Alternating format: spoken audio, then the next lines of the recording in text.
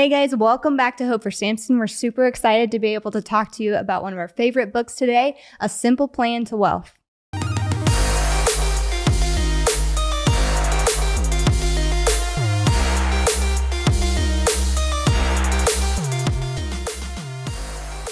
So a few weeks ago, I picked up this book called A Simple Plan to Wealth by a guy named J.L. Collins.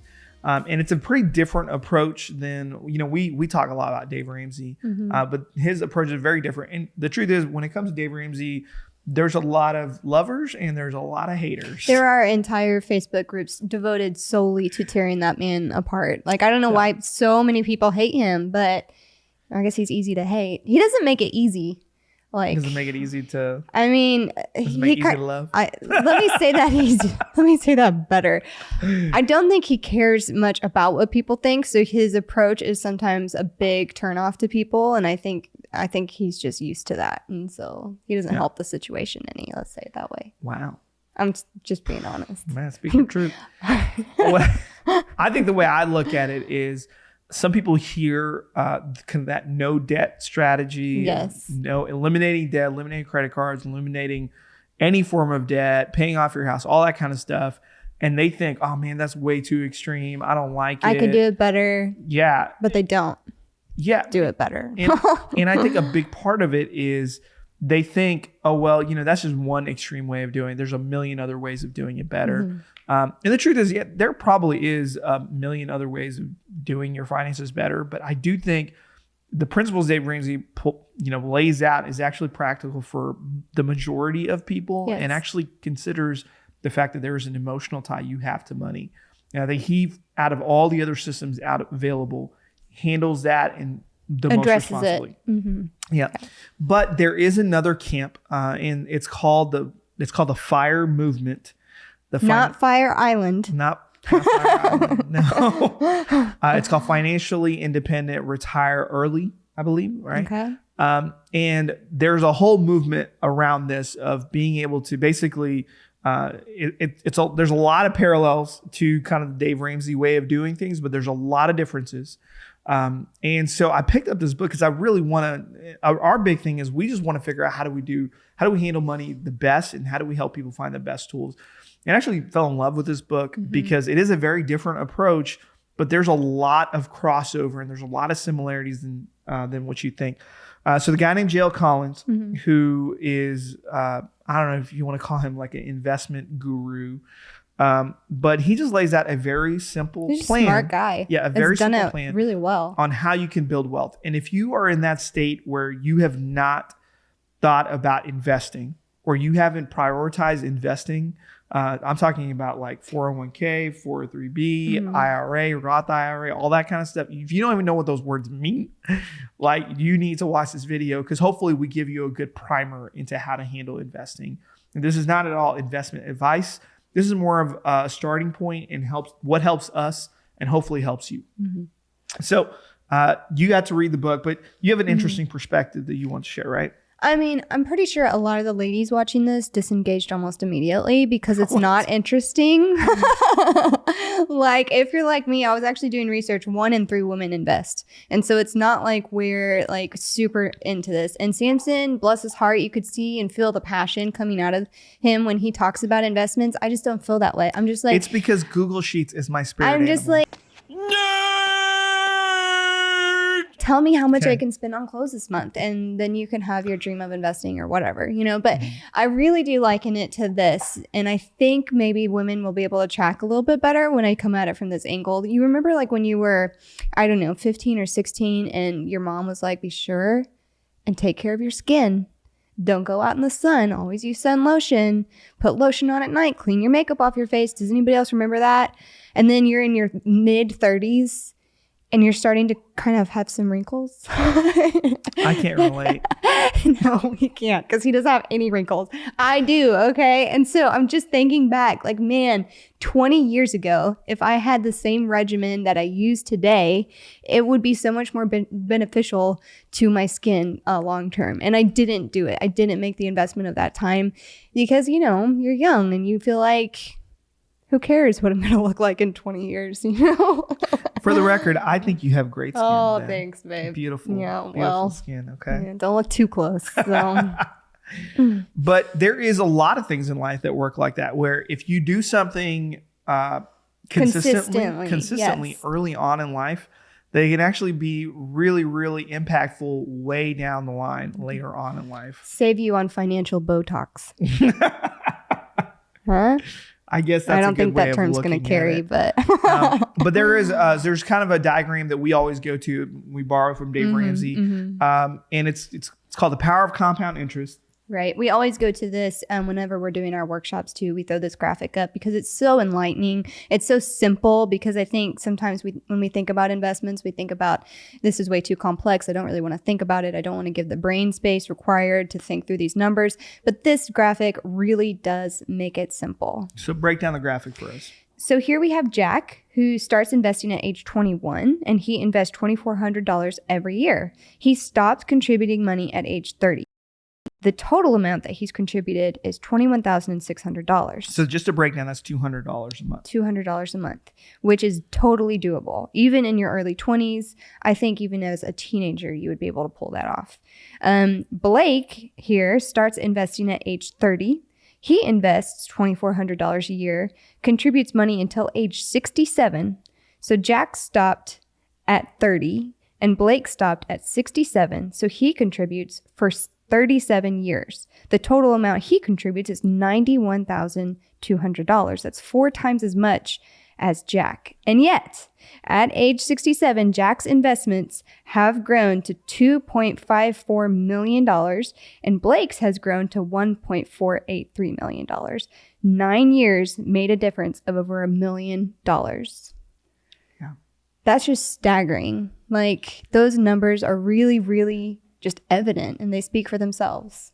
Yeah. I think the biggest thing I would tell, and I've been telling this ever since I read this book, I've been just talking to young people that I come across, and probably very aggravatingly to them, that if they're not investing, they really need to be investing, because it's not really just about how much money you put in. As you can see, it's really about time. Time is the biggest factor. Time is your biggest friend when it comes to compound interest. And so the best thing when you're young, you don't have money, but you have time. Yes. And so if you can start young, it is only to your benefit how far your money can go and how hard your money can work for you. So even if you have somebody in your life, maybe you have a college age kid, these are really numbers that are worth sitting down with them and talking to them and being like, look, I want you to do this. Maybe, going back to the lotion and the taking care of your skin thing, like you can be like, look, I didn't do it. And right now I'm paying consequences for not having made these investments with my time and my money. And I really want better for you. And I want you to have enough money to retire on. Because this book also goes into why you can't really rely on the idea of Social Security. Yeah. So let's go back to the book now. So one of the things that Jill Collins outlines, which is very drastic, when you follow Dave Ramsey's principles, one of the baby steps is investing 15% of your income into retirement. And so that's where you put your long-term savings, and that's where compound interest happens. Jill Collins, in The Simple Science of Wealth, advises that you should do 50% if you can, right? Maybe 30% if that's the most you can do, but 50% if you can. 50%. Living off of 50% and then investing 50%. So if you made, average salary in America, $50,000 a year, if you made $50,000 a year, that means $25,000 of that would go into investments. And we know that's possible because for 2 years while Samson and I were paying off our debt snowball, we lived off of 50%, and it was really, really hard. And we don't want to sugarcoat that or make it feel like, easy peasy. We understand the difficulties that come from living off of well below what you make. But we also are here to tell you that it's doable. Yeah. So if you're one of those people, you're like, hey, I like Dave Ramsey when it comes to paying off debt, and you're ready to, for whatever reason, unhitch your wagon for Dave Ramsey, this is probably a good wagon to hitch yourself to, because one of the benefits that we had is because those first 2 years of our marriage, we lived on less than 50% of what we made, because we still tithed, and we still gave, and so we still did a lot of other things, even after paying 50% of our salary going into our debt. because we're so used to that, even today, we live on very little of what we bring home. And we figured out how to do life. What matters to us. You actually learn a lot about yourself in that process. And so it puts us in a situation where we could definitely do. So if you're one of those people and you felt like you started off way behind the starting line because you graduated college with a bunch of debt, you're just piling on all like half of what you make into debt. Don't feel like you're at a bad spot, because that is actually early training. That is the lotion and cream illustration, right? That is early training for you while you're still young on how you can live on just a little bit, because that is the biggest factor. Every book you read on this, you can look at other books that don't even apply, like 4 Hour, Work Week is another good one. It's really not about how much you make. You can make $100,000 a year, but if you spend $100,000 a year, guess what? You're broke, right? You have $0 net at the end of the year. But if you make $50,000 a year and you only live on 25, guess what? You have $25,000. That means you have more money at the end of the year than the person with $100,000 salary. Quick maths. That's the difference. And so that's the biggest rule, is how do you live on less than you make? And I think that's one of those things where there's an easy tie-in to what J.L. Collins preaches and what Dave Ramsey preaches. Because if you can do that, if you can master that, man, that is a long, long way ahead than most people. I think in some ways it's good, not necessarily to have debt, but to have learned those principles early on in life. Like Samson and I were early on in our marriage when we started living frugally. And I think those principles, the longevity of those principles, if you live them out over a lifetime, can serve you way better than starting off your marriage or your life without any debt, because you learn so much in that process. It's really invaluable. Yeah. And so it's really, one of the great books that I recommend, top 10 books you should ever read. A guy named Stephen Covey wrote it. What is it called? Producer Melman? 7 Habits of Highly Effective People. And it's a great book. One of the principles, one of the habits he talks about is having the end in mind. And so I want to make sure we're having this conversation with the end in mind. And the end is, how do you have wealth at the end of your life when you're getting ready to retire? If you wanted to retire early, how do you build your life in a way where you can make that happen? This is it, right? Yes. So if you can learn to live on much less than you make, if you can learn to live on less than half of what you make, you bring home, that is a huge win. That's a huge habit that you developed, so that at the end in mind is to have freedom, to have financial freedom. So we're talking about saving habits, but we're also talking about spending habits, right? And Warren Buffett says this: if you buy things that you don't need, soon you'll be selling things that you do need. Oof. And then I know Warren Buffett's the guy to listen to when it comes to this stuff, because he lives on nothing. Like, he has just been so conservative of his lifestyle. Like, he lives in the same house that he's had for 50 years, he and his wife, and they just live this really frugal existence. But that man is smart, and he knows how to get it done. Yeah. Talk about an investing genius. Give us that other quote from Warren Buffett. Said, "The rich invest first into assets instead of purchasing liabilities." I think this is a good way to delineate in your mind what is an asset and what's a liability. So a lot of people, when they think like a liability, what does that even mean? And they consider some things as assets that are actually liabilities. One of the major things that we talk about a lot is your car. Your car's not an asset. Your car gets you to point A to point B, and it's ultimately a liability. Why? Because tomorrow you could wreck it, and the depreciation value has gone to nothing. Or over time, the moment you drive those things off the lot, they depreciate at 20%. So, I mean, it's not, when you think about your car as this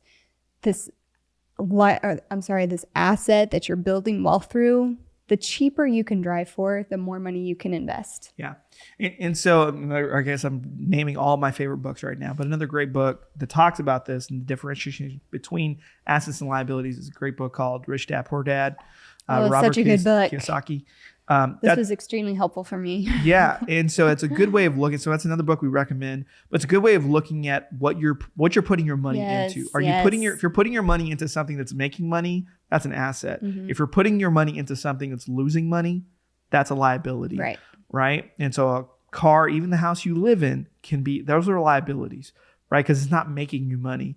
whatever you put your money into that's making you money, that's an asset. So Dave Ramsey talks a lot about opportunity cost. And so would you break down that term for us for just a little bit? So when it comes to opportunity costs, I actually had this situation, real life thing happen very recently. So very recently I bought a car like a few weeks ago. I bought it from one of those like internet Carvana type things or whatever. I don't want to name the dealer. Yeah, don't do that. But I bought it, and when it came in, we pay cash for our cars. That's just kind of the way we do life. And so, it was an older car. It was an older car, and we paid, cars are expensive. So we paid quite a bit of money for that car. It comes in, I drive it around. And like at the moment I start driving, I hate this car. I don't know why. Like, it's not a bad car. It's a good car. I think it was like a 2014. It was 2016. 2016. Yeah. Samson currently drives a 2008. So it was an upgrade, but Samson was driving around and he looked at me and he's like, babe, I just don't feel like this is much of an upgrade for what we're paying for. Yeah.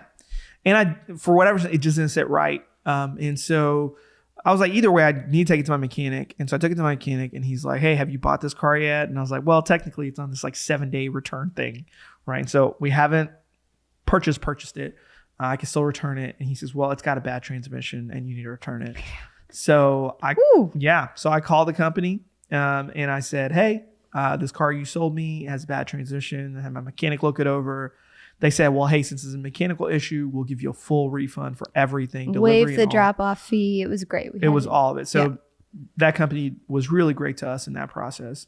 But when we got our money back, I thought about this and I was reading J.L. Collins, right? And I was thinking about how opportunity cost works, all right? If I had taken that money and sunk it into that car, in 6 years, that money that I sunk in the car would be, worth a quarter of what I put in, right? And so let's say I spent $20,000 on a car, like it would be like $5,000 car in 6 years, right? Maybe a little bit more than that. If I put that into a growth stock mutual fund, or if I put it index or Roth IRA. Yeah, and J.L. Collins recommends index funds. I put in an index fund. In 6 years, that money would have doubled. So that $20,000 would be $40,000, right? That is the opportunity cost. So either that $20,000 is making you another $20,000, or that $20,000 is losing you $15,000, right? J.L. Collins says this: stop thinking about what your money can buy. Start thinking about what your money can earn. Yeah. Yes. And I think that's the biggest mindset difference that we could preach to you, is how you treat money is a big deal. And I think there is a godly way of handling money, being a good steward.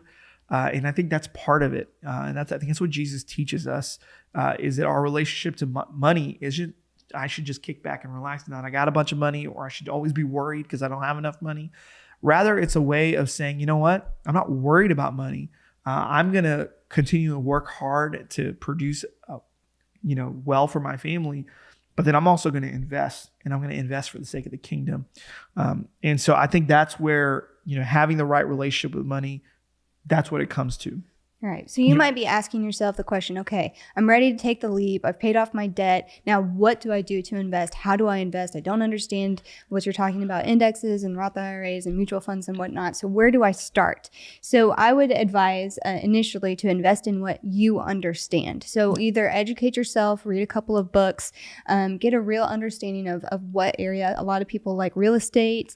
We prefer, stocks and mutual funds. We've had a lot of success with that. And so you really have to understand what you're pouring your money into. Yeah. Can I take a real small pause here and talk about crypto? Ooh, yeah. Okay. So I remember we were doing a workshop at a local college very recently. And at kind of the end of the Q&A part, somebody raised their hand, young kid, like 17-year-old, super bright young man. He was. And he was talking about how much money he had invested as a young person, 17-year-old, in crypto. And a part of me was really encouraged that at such a young age, he's thinking about that. But then the other part of me was a little bit broken because, man, I really hope it works out for him. I want him to succeed. But, man, that is a gamble. Yes, and so, we actually did a little test experiment where I told Hope, I was like, hey, can I have $1,000 to invest in crypto? Because I want to do a video on it. I want to try it. And then when it got to the point of actually investing in it, I chickened out and I just put $100 in. And so I use like an app called Coinbase. That there's a bunch of apps out there that you can do crypto. And I put $100 in way back when. And now my $100 is sitting at like $55 right now. So I've lost 45% in a matter of months. And so it's risky. There's probably other ways that you can invest. I would say, there are mutual funds that center around ETFs, mutual funds that center around crypto, if that's the space you want to be in. But let me just encourage you, if your whole stockpile of money is in crypto, I feel like that's a very speculative, that's a very dangerous position to put yourself in. Yes. I think you should think of it as a high risk situation. And why do we say that? We say that because this is still a very emerging market, right? It's not like the stock market. The stock market's been around for hundreds of years and has a steady growth. The Bitcoin and cryptocurrency has only been around for a decade or so.